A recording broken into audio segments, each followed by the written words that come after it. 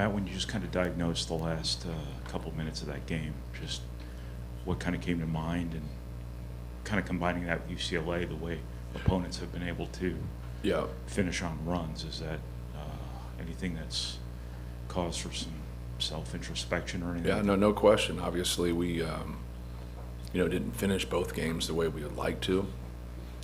Both of them a little bit different. Obviously, we had some breakdowns.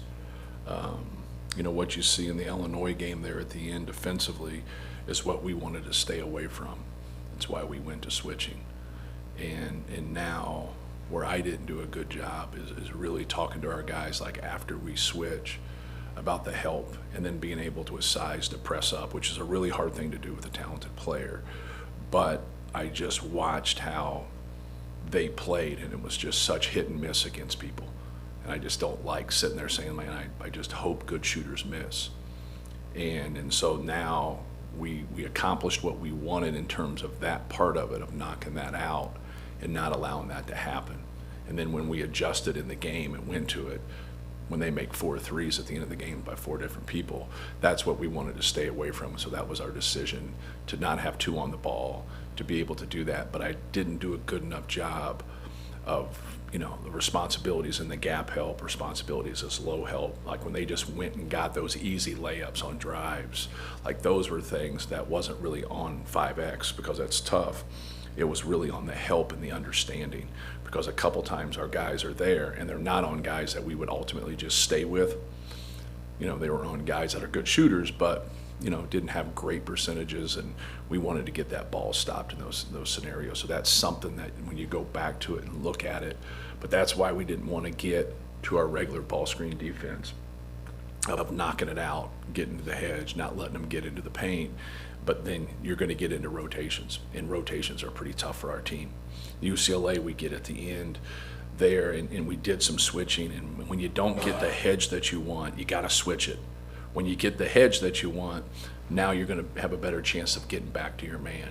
We don't get the hedge that we want. We don't get the rotation at the end, which we got a handful of times during the course of the game, where we rotate out from our low man, and then we didn't get that also, and that's just a read to be able to see it. So, we got to clean things up. We start 2 really good post guys, but they're both defensive 5s. And so, like, trying to get to where, what's the right ball screen defense for them, what's the right ball screen defense for our team in terms of our rotations and some things that we would do if we don't switch. Does that make sense? Yes. Okay. Indiana takes about 50% of their field goal attempts from 3-point range. And obviously it's a different makeup than Illinois, but what challenges does that team possess? Yeah, no question. Their 2 leading scorers are guys that can do it off the catch, they can do it off the bounce, the great movement. Indiana runs really good actions for them in terms of, flare screens, cuts off of their flare screens, their slip ups, their pin downs, their staggers away, their staggers across the baseline, their ball screen action into pins. They run a lot of really good stuff for their 2 best scorers. It doesn't mean other people can't do it. I think Dorn, who started his first game the other day, had a really good game. I think he made 6 threes. He really adds another element, to them, because now you have 2 lights out, shooters, scorers, and Wilkerson and DeVries. Now you add Dorn in that mix. Alexis had a really good game against Rutgers with 6 blocks. And so it gives them the spacing that they want with 3 guys like that can really shoot the basketball. Not to say other players aren't good, because they are. I think Enright's a tough dude, plays hard, but he's smart. He's been around the game, knows what's going on, knows where the ball needs to be. You leave him alone, he'll stick it. You give him too much space, he'll drive in for layups. But he's got winning ways about him. Conroy is, been a very successful college player, can break you down, has quickness. You leave him alone, he'll stick it. Washington went to that triangle in 2, and the stats said that was a good move. And they make 5 straight threes to start the game. Like, it just kind of shows you, which we always talk to our players, everybody's good. Everybody at this level is good. Everybody, can make you pay.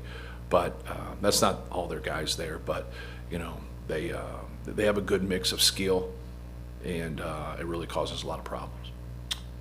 This is kind of about Illinois, but I think it applies to Indiana too, is when a team has this many shooters, on the floor, how hard is that to rotate? It seemed like a couple of those threes Illinois made were because you didn't want to leave Jake Davis in the corner. You couldn't rotate over to Yeah, we were supposed to leave. Thomas. Oh, you were Yeah, supposed to leave. yeah, yeah. So the And whole then thing in basketball. UCLA Trent Perry too. Yeah, the whole thing in basketball, that's different there. That's different because we had a couple rotations where we rotated to a non-shooter in UCLA and left Trent Perry open. And that's absolutely what we don't want to do. When you're trading an apple for an apple, you always take the first apple, right? When you're trading an apple for an orange, you bluff at that, you stay with the shooter, and then you live with the percentages there. It's kind of like at the end of the game, like with Donovan Dent. Donovan Dent, it's 4 for 26 from 3. Like we had 2 really strong closeouts from big people because we got caught in rotations, and then he drove us and got layups. Then at the end of the game, it's a 6-point game with 2 minutes, and you really don't want it to get 2 possessions and give somebody a 3, but yet he's not a 3-point shooter. We close out short, and he sticks a 3. And so, like, sometimes you're just, you're up against that. But in rotations, when everybody can shoot, you always rotate and take that first guy. You always do. Now, sometimes when, like, you got to get to the end of a rotation, and now do I rotate to this guy and then leave my guy when he can't shoot and my guy can't? No, you do not do that. Now you just allow that last rotation guy, he's coming back into the fold. He's going to come back short. And if he hits it, then you live with it because the percentages say that's a better move. Matt, with someone as accomplished as Fletch and everything he's done, when he's in a slump like this, is there a different way to just handle shooting-wise? No, not really. Just just keep doing what you're doing. Take the shots that come your way. Keep working towards it. And no, but he'll be fine. The numbers show that. The numbers show that he's had tough stretches before, and then he doesn't bounce back. He ends up coming in the next 8, 9, 10 game stretch as the best shooter in the league. And that's who he is because the numbers say so. And no, he's just got to stay with it. Another night was just, I thought Omer played well, and I stayed with Omer.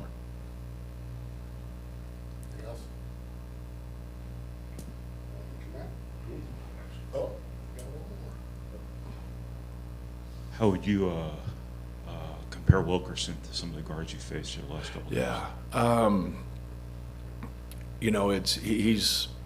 He's like any other like big time scorer, is that like he'll just go through the game and like start off and just get hot right away, and then like you're in for it, right? You're absolutely in for it.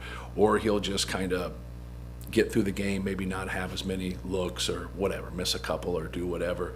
It just takes one make for him. It just takes you fouling him, getting to the free throw line, hitting a 3 or whatever, and then just like now he's there. Where sometimes people like that score the basketball, that's not their case. It's like, hey, this just isn't their day. Like, even though he has had a couple games where he didn't score as much, but if you watch him like against Nebraska and like some of the shots that he made and how he made it against one of the best defenses in the country, like it's impressive. He's an impressive player. Obviously, he's made I think 10 threes in a game earlier in the season. So just a really good scorer, but it's got a good way about him. He's got a good sturdy base in terms of catching it, opening up, knocking down that shot, getting you on your heels, getting his step back, getting angles, drawing fouls, getting to his pull up, getting all the way to the rim. Sometimes you deal with scorers, sometimes you deal with guys that are more shooters. He's a little bit of both. Like he can hurt you in a lot of different ways. All right, thank you. Thank you, Matt. Yep.